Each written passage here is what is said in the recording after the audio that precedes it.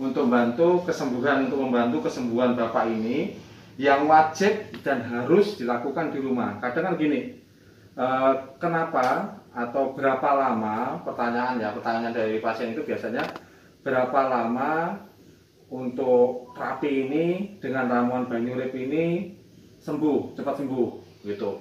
Nah, kembali lagi, kalau untuk kesembuhan memang itu hak mutlaknya milik Allah. Kita sama-sama usaha, tugas saya bekerja berdasarkan pengalaman, terus tugasnya pasien bismillah, niat dari hati yang paling dalam, ikhtiar, sabar, ikhlas, insya Allah berhasil. Nah, untuk membantu proses cepat kesembuhan ini si pasien ini juga harus rajin, harus ngikutin apa yang disarankan si terapis. Ya, pertama pakai ramuan Banyurip ini. Ya, ini untuk 500 ml atau setengah liter ini biasanya ini dibikin super irit ya, ini dibikin super irit setengah liter itu rata-rata 7 hari itu habis, itu udah bikin super irit. Itu tergantung berapa banyaknya, tergantung berapa pemakaian. Semakin banyak pemakaian ya otomatis semakin boros. Contohnya untuk kasus stroke rata-rata kan darah tinggi. Yang pertama adalah untuk tekanan darah tinggi diminum ini 2 sendok. Jadi 2 sendok pagi bangun tidur atau habis makan boleh. Jadi intinya diminum 2 sendok pagi, 2 sendok sore, 2 sendok malam untuk darah tinggi. Diminumnya kapan? Boleh 2 jam sebelum atau 2 jam sesudah makan. Pilih yang paling nyaman yang mana. Kalau darah normal diminum itu 1 sendok pagi, 1 sendok sore, 1 sendok malam. Darah rendah nggak usah diminum. Ya, paham ya? Diminumnya. Berarti kalau diminum darah normal berarti kan udah 3 sendok sehari. Kalau darah tinggi berarti sudah 6 sendok.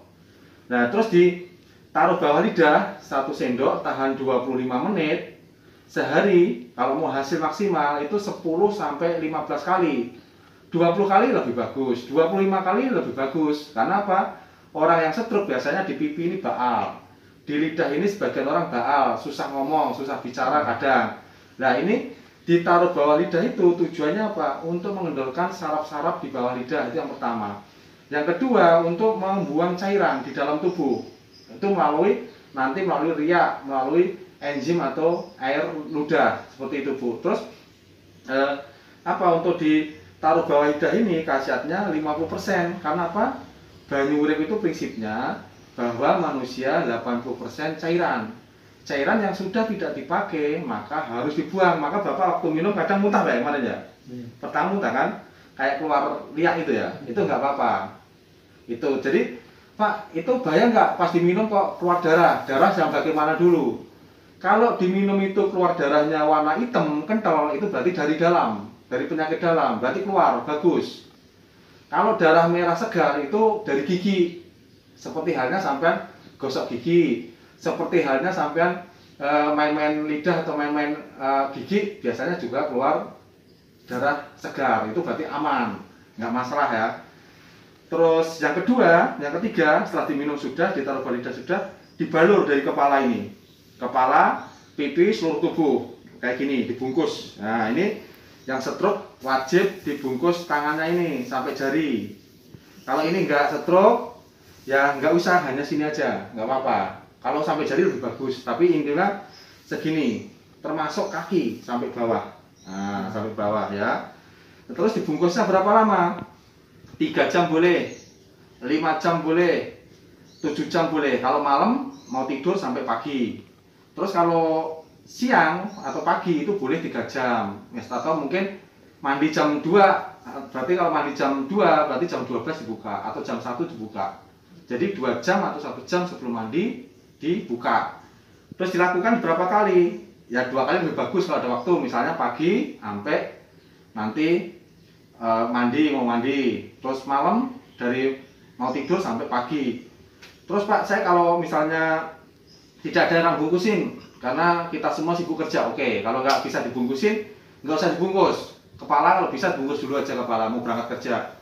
Terus di sini dibalurin aja nggak apa-apa, dibalurin. Nah, nanti bisa orang rumah kalau nggak ada yang bantuin, ya orang rumah untuk balurin sesering mungkin. Jadi misalnya 2 jam sekali atau 3 jam sekali dibaluri seluruh tubuh boleh, kalau nggak dibungkus. Nah, terus kalau orang tuanya ini misalnya dibungkus nggak bisa bangun, nggak bisa apa, di karpetnya ini aja dibasahin. Kalau karpetnya kayak gini tapi kalau nggak ya intinya yang penting kalau nggak dibungkus dibalur sesering mungkin ya, seperti itu. Ya, selalu basah. Kalau dibungkus gini lebih awet Bu, minyaknya lebih awet sampai nggak boros.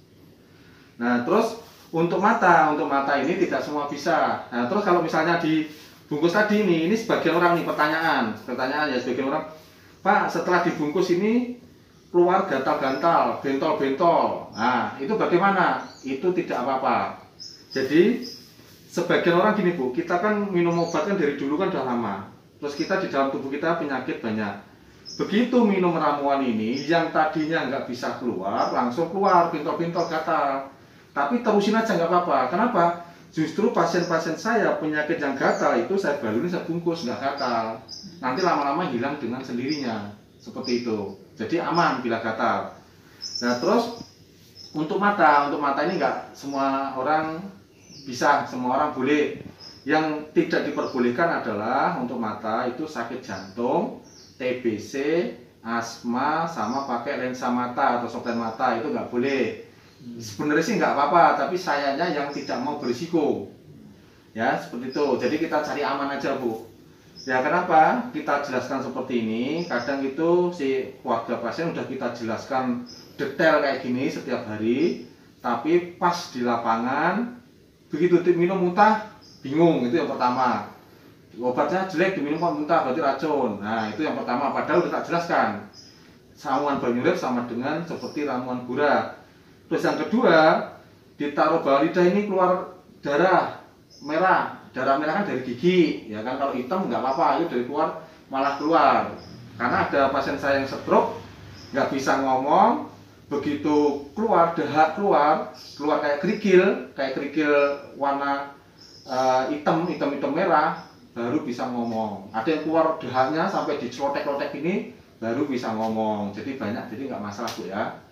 Jadi insya Allah aman ya Pak ya, tapi tetap semangat gerak ya. Oke, jadi cara pembungkusan ya mohon untuk diperhatikan untuk pasien-pasien, keluarga pasien ini tujuannya apa? Biar membantu saya maksimal.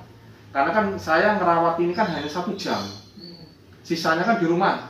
Nah, saran saya sih kalau bisa seminggu 2 kali atau seminggu minimalnya sekali. Ya, kalau nggak bisa ke sini ya boleh dikirim ramuannya, yang penting dilakukan seperti ini setiap hari. Terus senamnya nanti biasanya tak kirim video atau melalui video call. Seperti itu. Tapi kapan kirimnya? Kok nggak dikirim-kirim? Udah kan kemarin ya? Udah, nanti tak kirim lagi yang kemarin. Oke? Paham Pak ya? Paham Bu ya? Harus semangat loh Pak. Kalau disuruh senam harus mau loh. Jangan pakai alasan loh. Ini hernianya hati-hati ya, ini belum bisa sembuh total. Oke? Cepat sembuh ya Pak ya. Amin. Semangat ya.